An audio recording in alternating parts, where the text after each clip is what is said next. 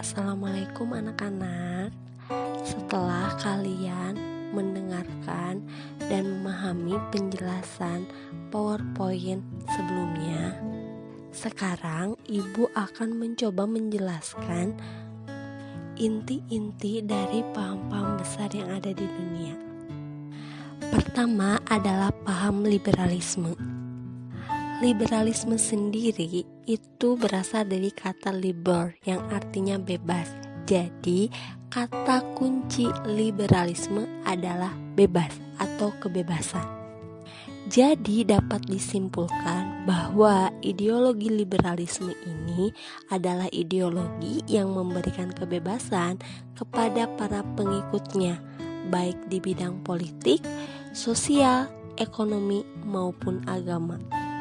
Ibu kasih contoh, kalau di bidang agama, jadi setiap individu atau setiap orang bebas memeluk agama apa saja tanpa ada paksaan. Begitu pula di bidang politik, mereka bebas mau ikut paham yang mana. Tidak harus ditentukan paham A, paham B, atau paham C.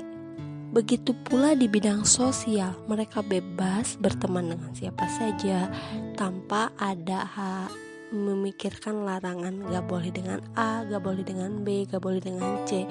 Jadi intinya liberalisme itu kebebasan, tapi kebebasan dalam individu. Kalian juga pernah dengar kan kalau misalkan di negara-negara barat, ketika mereka sudah mulai beranjak dewasa, mereka bebas menentukan hidup mereka tanpa ada ikut campur orang tua. Nah, itulah yang dimaksud dengan liberalisme. Kedua adalah paham demokrasi. Demokrasi itu adalah salah satu kata yang mungkin sudah tidak asing lagi di telinga kita semua. Nah, sekarang kita harus tahu demokrasi itu apa sih? Kalau kita ngelihat dari kata demokrasi, itu adalah kata yang berasal dari bahasa Yunani yang artinya adalah kekuasaan yang berada di tangan rakyat. Sehingga tidak aneh kalau slogan demokrasi itu dari rakyat, oleh rakyat, untuk rakyat. Nah, sekarang kita harus tahu bagaimana caranya rakyat bisa berkuasa. Kekuasaan rakyat ini terlihat dari adanya pemilu. Dengan pemilu, maka rakyat sendiri memilih wakilnya, dan wakilnya harusnya memperjuangkan kepentingan rakyatnya. Jadi, kalau suatu negara melakukan pemilu, maka itu sudah menjadi syarat negara demokrasi. Tetapi, ciri demokrasi yang lainnya itu adalah negara tersebut menjalankan konsep trias politika.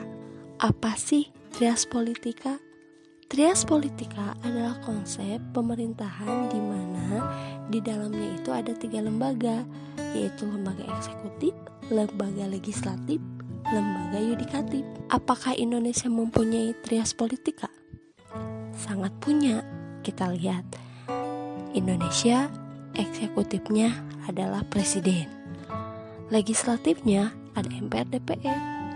Yudikatif ada Mahkamah Konstitusi, Mahkamah Agung.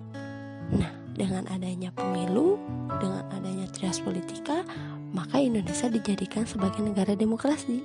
Tujuan dilakukannya atau diberlakukannya trias politika supaya tidak ada kekuasaan yang otoriter. Contoh, sekarang eksekutif presiden tidak bisa seenaknya karena dikontrol oleh MPR, DPR. MPR, DPR juga tidak bisa seenaknya karena dikontrol oleh presiden dan MK. Begitu pula jadi antara legislatif, yudikatif, dan eksekutif itu saling mengkontrol antara satu dengan yang lain. Paham yang ketiga yaitu paham nasionalisme. Nasionalisme ialah perasaan cinta terhadap tanah air yang timbul karena ada beberapa kesamaan, baik itu persamaan budaya, persamaan ras, persamaan agama, persamaan suku, persamaan sejarah, persamaan tempat tinggal, atau persamaan pemerintahan. Jadi, nasionalisme itu akan muncul kalau ada persamaan yang barusan. Contoh, contoh, kita lihat negara Indonesia. Nasionalisme yang muncul di negara Indonesia pada dasarnya adalah nasionalisme yang muncul karena ada persamaan sejarah. Persamaan sejarah apa kira-kira? Yaitu persamaan sejarah sama-sama pernah dijajah oleh Belanda. Jadi yang namanya bangsa Indonesia, yang namanya negara Indonesia adalah negara bekas jajahan Belanda, yang di dalamnya terdapat berbagai macam suku, berbagai macam budaya, berbagai macam agama, dan berbagai macam ras. Itulah Indonesia. Kalau kita lihat Pulau Kalimantan, sebagian utaranya kan itu negara Malaysia. Padahal mereka satu bangsa, satu suku, satu budaya. Tetapi wilayah itu dulunya bukan bekas jajahan Belanda, tetapi bekas jajahan Inggris. Jadi walaupun satu agama, satu budaya, satu misalkan suku, bahkan itu kan satu pulau ya, satu daratan, mereka menjadi negara yang beda. Wilayah Kalimantan bagian utara sekarang Malaysia, dan Kalimantan sisanya itu masuk kepada Indonesia. Contoh pulau kedua itu Papua. Kalau kita ngelihat Papua, itu ada Papua Barat yang maksudnya sekarang Irian, dan ada juga Papua sebagian timur, dan itu menjadi negara Papua Nugini, dan mereka satu daratan. Kenapa beda? Sama, karena negara Papua bagian timur yang sekarang menjadi Papua Nugini dulunya bukan jajahan Belanda. Nah, sekarang kalian paham kan bahwa Indonesia adalah bangsa dan negara yang bersatu karena dulunya satu sejarah yang sama, yaitu bekas jajahan Belanda. Paham yang keempat ialah paham pan-islamisme. Pan-islamisme merupakan ideologi untuk mempersatukan umat Islam di seluruh dunia. Intinya, munculnya ideologi pan-islamisme ini menunjukkan bahwa pada saat itu Islam lemah menghadapi dominasi Eropa sehingga banyak penyimpangan dari ajarannya. Nah, dominasi Eropa ini mulai muncul ketika zaman penjajahan, kolonialisme, dan imperialisme. Jadi, salah satu dampak munculnya kolonialisme dan imperialisme itu menimbulkan banyak masyarakat yang mayoritas Islam itu lambat laun mengikuti gaya kolonialisme dan imperialisme atau gaya Barat dan meninggalkan gaya-gaya yang sesuai dengan ajaran Islam. Paham yang kelima ialah paham sosialisme. Nah, paham sosialisme ini ialah paham yang lebih menekankan kepada kebebasan komunitas dan kelompok. Tetapi harus ingat, kebebasan sosialisme ini berbeda dengan kebebasan liberalisme. Kalau sosialisme ini kebebasannya berkelompok, jadi tujuannya itu adalah tujuan untuk kepentingan kelompok, kepentingan bersama. Tapi kalau kebebasan liberalisme ini menekankan pada kebebasan individu. Kalian pernah dengar kata solidaritas kan?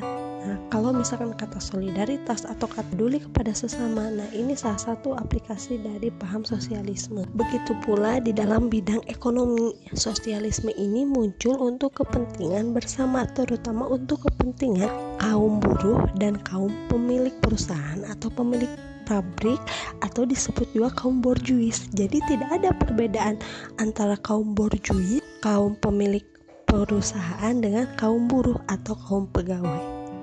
Paham yang keenam ialah paham komunisme. Komunisme ialah suatu paham atau ideologi yang kata kuncinya itu sama rata, sama rasa.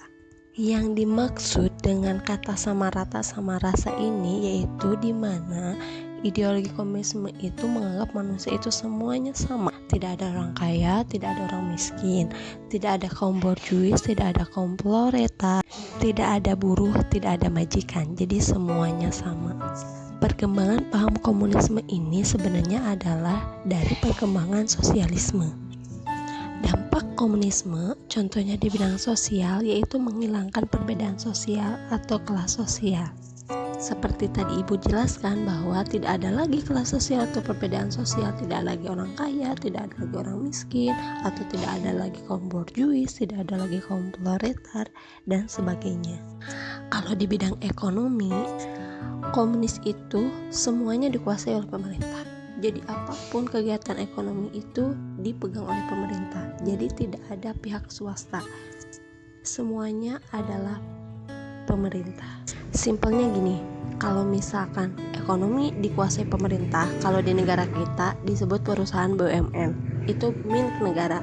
Tapi kalau milik perseorangan disebut swasta. Nah, komunisme itu tidak mengenal kata swasta.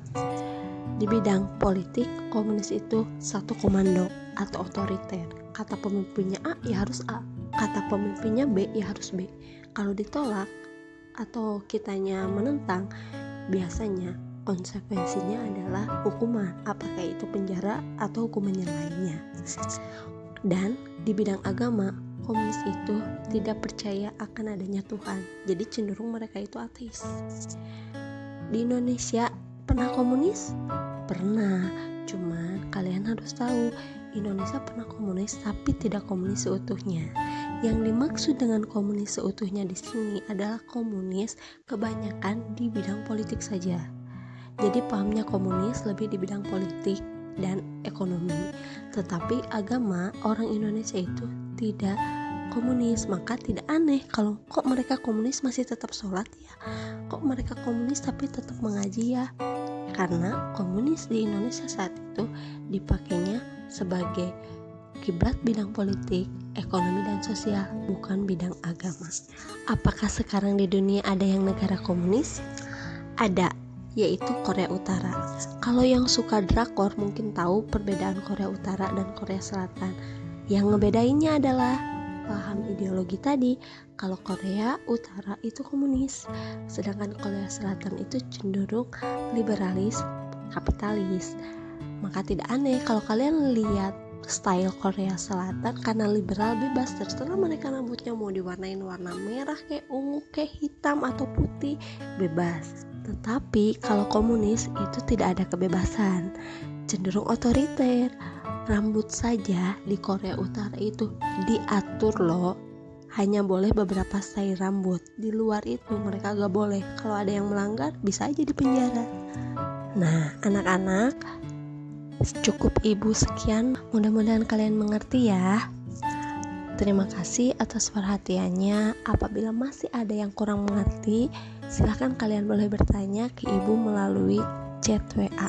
Assalamualaikum warahmatullahi wabarakatuh.